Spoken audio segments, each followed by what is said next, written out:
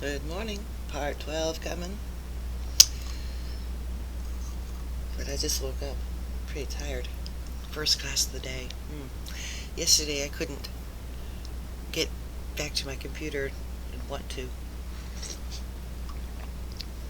Well, I gotta wake up every morning.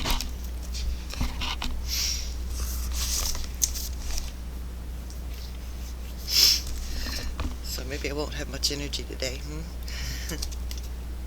Alright. Continuing on page 65. Ethical factors aside, aversion therapy is not especially successful because it works by punishment, not by reward. And punishment can often have undesired effects. A child who is punished for smoking might not stop smoking, as might be presumed if punishment were seen as an effective negative reinforcement. Instead, he might just take care not to smoke where he can get caught. Or he may stop smoking but harbor deep resentment and hostility instead, which manifest themselves in other ways. As masochists may attest, those who have been punished by a cane at school have sometimes grown to associate punishment with pleasure. And, as mentioned earlier, if punishment is the only source of attention that a child can command, it can become a positive reinforcer for undesirable actions. According to the principles of conditioning, behavior is not learned when rewards are not forthcoming to reinforce it. What does that say? According to the principles of conditioning, behavior is not learned when rewards are not forthcoming to reinforce it.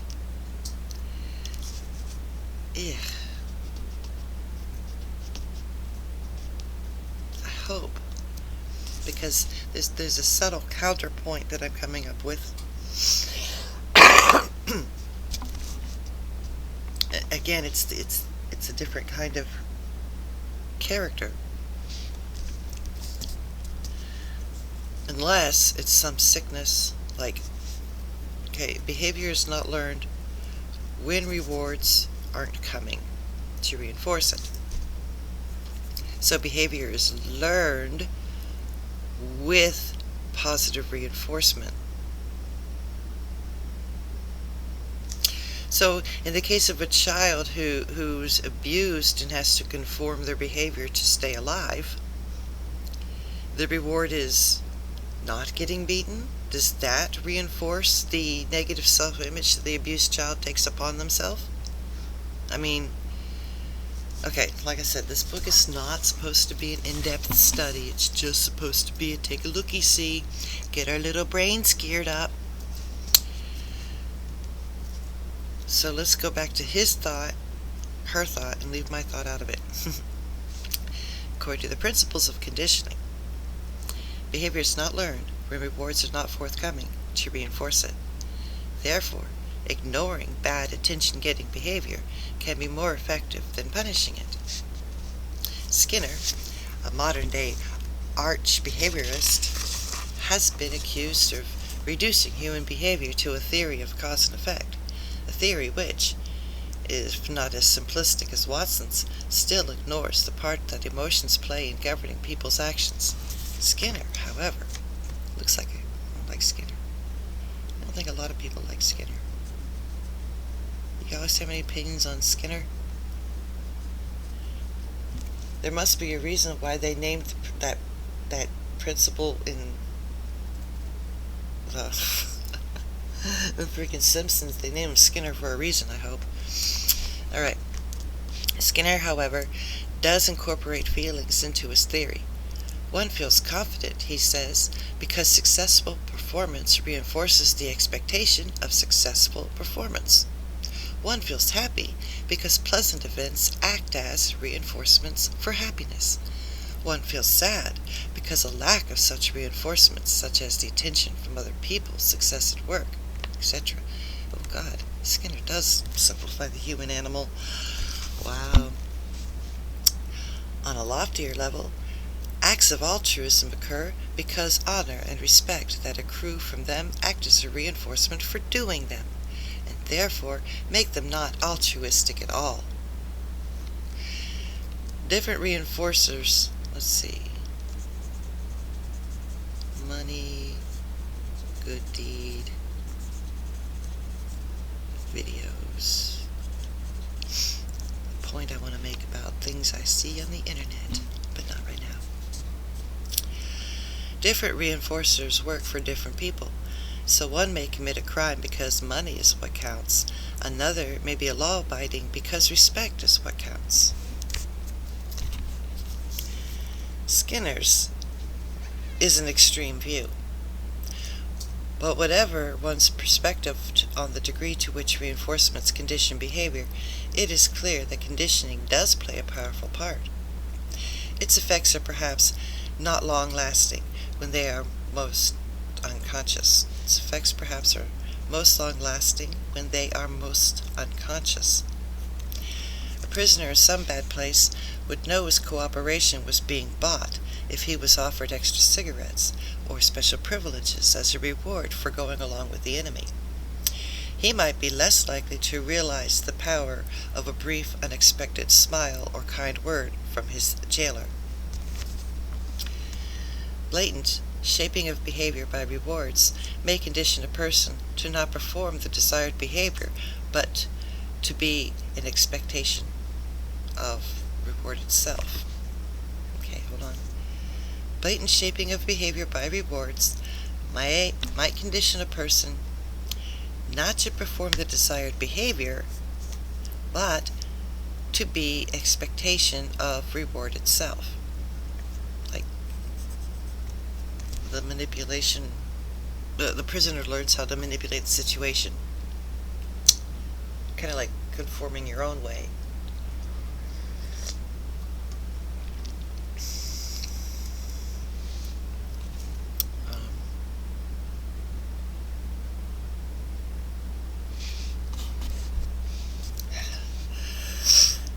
In Psychology Today a Psychology Today article by Kenneth Goodall recounted how psychologists in Kansas tried to help a mother change the behavior of her two daughters, who regularly left their beds unmade, their clothes laying on the floor, and their rooms generally a mess.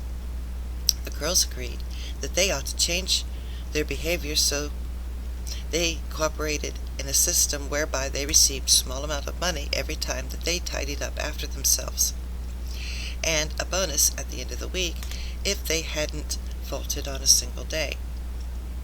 Their habits changed literally overnight.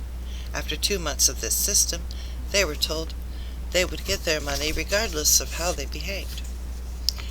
The conditioned tidy behavior again disappeared overnight, and they reverted to sloppy ways. That's not even lit no more.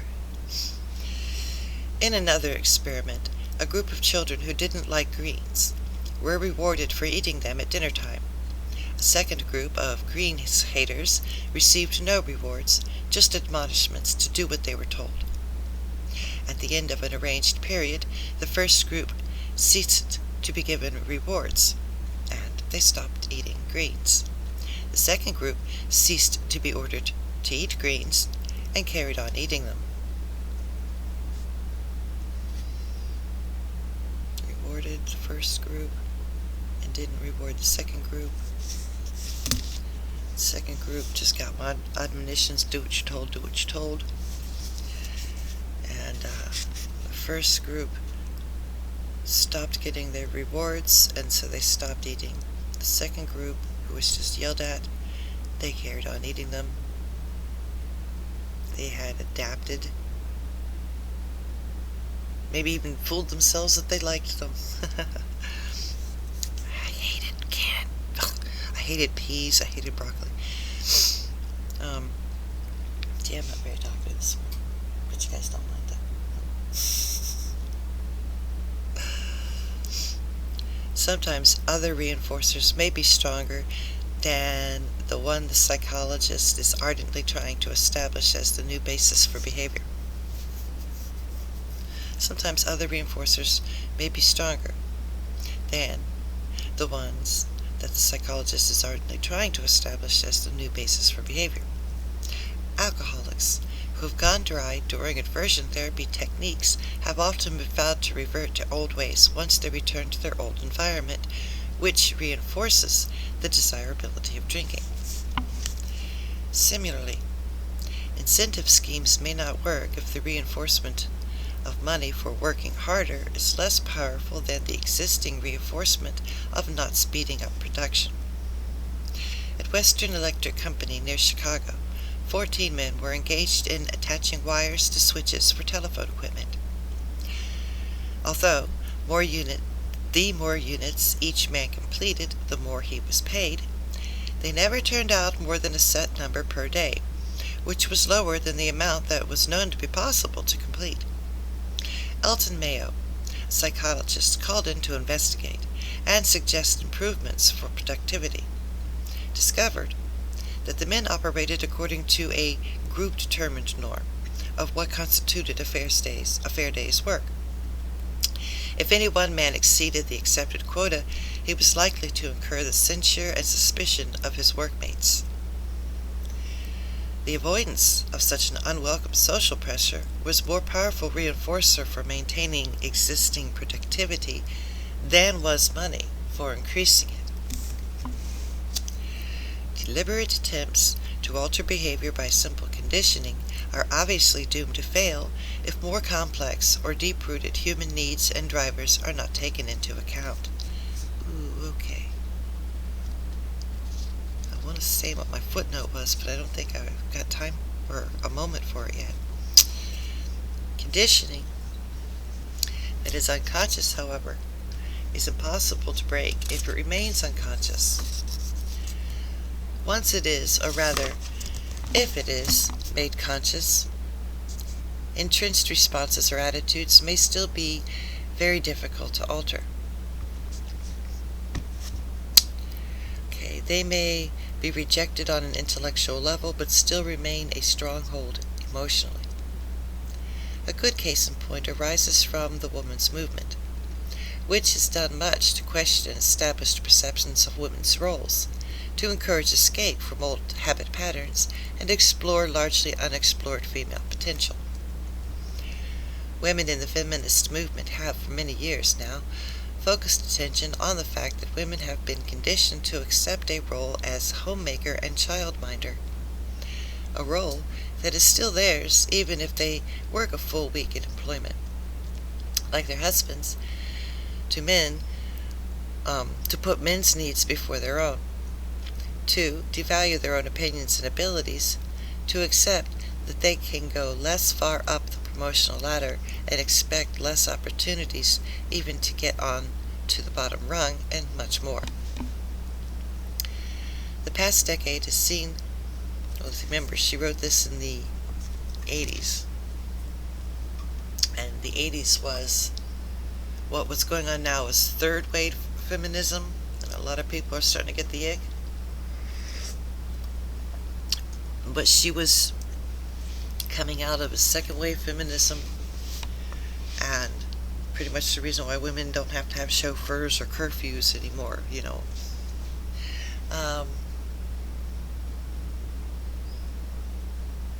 Mona Lisa Smile is a movie that is kind of, it takes place at the beginning stage, or one of the stages, the beginning of the that second wave. And in the 60s, more women about the time of their children being in high school or whatnot were like, hey, I'm not fulfilled, I want to go check something out, and they fought for that. Anyway, I'm not a history teacher. I'm not a teacher at all.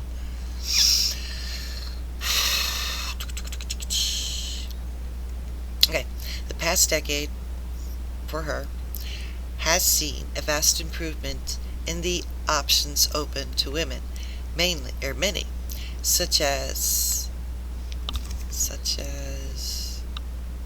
in the employment field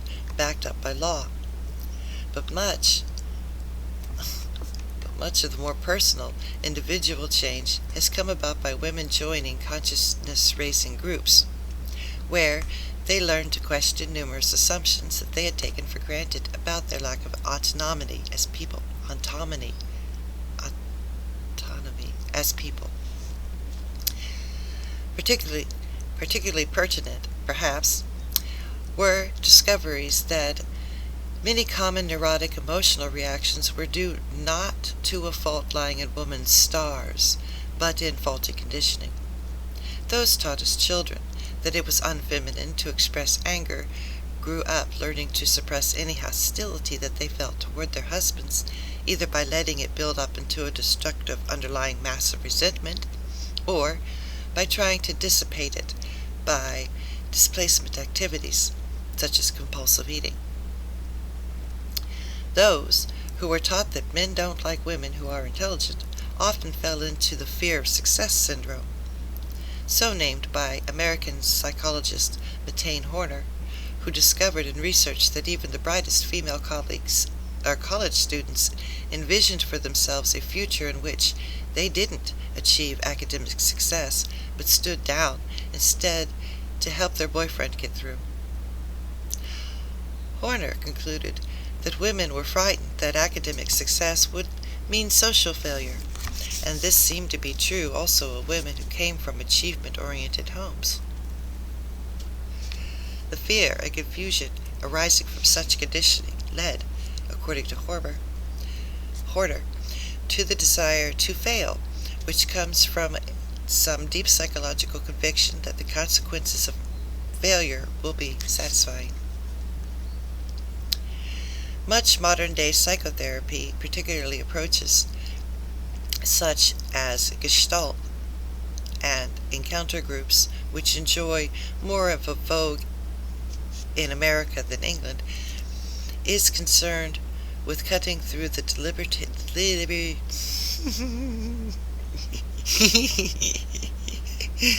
debilitating effects such as conditioning for men and women. Yeah.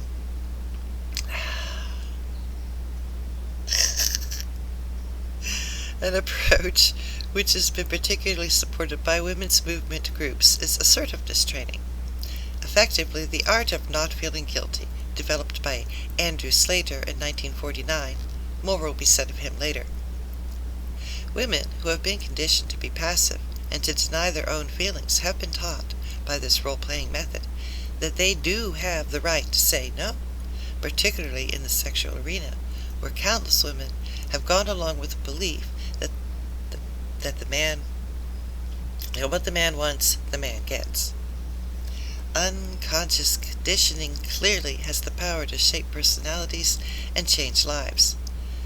Until it is called into question, it isn't even realized that conditioning has been the cause. Women just were less academically bright, less aggressive, less secure about their identities, less deserving of respect, and it is discovered that associations between women and passivity are conditioned rather than intrinsically true. The emotional break with that heritage is harder to affect than a purely intellectual one. Many women who work full-time in responsible jobs and fully believe that their husbands or partners should play a part in the home running and the family rearing still feel guilty if they don't see to traditional domestic matters, or don't have a meal ready when the man gets home, which is less and less anymore due to society itself. Alright, well, 19 minutes. We'll finish out our thought. I've used women as an example of the power of conditioning, not because theirs is a special case, but because as women have started to fight against it, it is clear to see how difficult it is to drop in a moment behavior entrenched over and well beyond every woman's lifetime. Okay. Alright. Now we'll stop and have opinions on males and females. I had alluded to a long time ago, many videos ago, and she's totally right. There's been a long-standing set that human female has struggled within and has tried to stretch. I think that screeching blue hairs, screaming, yelling, and emasculating men is not the answer, because they have built the world. They have a spectacular and unique and necessary intelligence, as do we. And I think that coming to the table, we do not know how to come to the table, and this third wave feminism is not going to help us get there. In the 80s, the women, oh yeah, sure, power hungry too, but they were just getting used to it, dude. They were the young kids on the field. I know that within male society, if a female knows her shit, can hold her own, and I don't mean in a fight, I mean can do her task competently. There's not that she's like a man, and not that she's not like a woman, but that she is just respectable and self-contained, gives her the same respect as a male would have in the same atmosphere. Let's don't hit me with all the nuances of bad behavior and mockery. I'm talking about decent people among decent people. Have we been able to sit at the table with men and discuss things like war and government? Maybe not in this society, but many other societies, it's been known to happen. We can work together. We can't overtake each other. And that's the problem. It's finding balance. Anyway, the thought about the video that I wrote in here before, and it had to do with, we feel confident, is Skinner talking. One feels confident because successful performance reinforces the expectation of the performance. We feel happy because pleasants make us happy. We feel sad because there's lack of reinforcement. We're not getting the attention we want. Or this acts of altruism because we want honor and respect from them.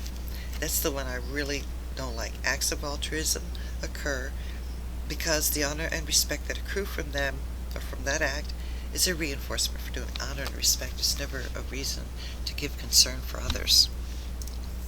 And there are so many videos where the shtick is to claim to have a need, right?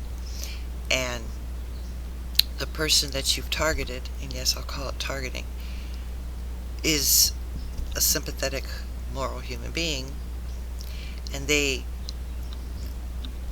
give to your need, okay? They say, oh my God, I feel for you, and here's what you need. And the guy, the targeter says, oh, ha, psych, really, I'm here to give you $100,000, yay! Okay? What does this do? We all get a happy little warm spot in our little bellies. Oh my God, that person's taken care of. They never knew they were going to get such goodness. Oh, humanity, humanity. Stop. What has it done? In light of all the things that we've looked at so far, what you've ended up doing was now this person, the giving human being who wanted to see your needs, is tainted. Their purity now is tainted because somewhere this monumental reward, I was good and I got a reward, is now put into them. The next time they go to do a good deed, will it even be from the same place? Probably not. We're going to shut it off soonly. There was one where the homeless man was the target, and the agent was holding a letter. "I'm looking for my child. My child was kidnapped," he said. And the poor man's like, "Oh, hey, dude, I am going to stop my begging for my daily sustenance, and, I was hoping to have a hotel room tonight, but you know what?" And he sat there at his street corner, and he changed his sign from food to "have you seen?" And he sat there hours upon hours, keeping himself a vigil for that lost child who never existed. The agent came back and said, "Oh my God, you're so beautiful of a human being. Here's a lot of money." What have you done? What have you done? How have you crippled that man's basic notion of humanity? Pay attention. And good morning.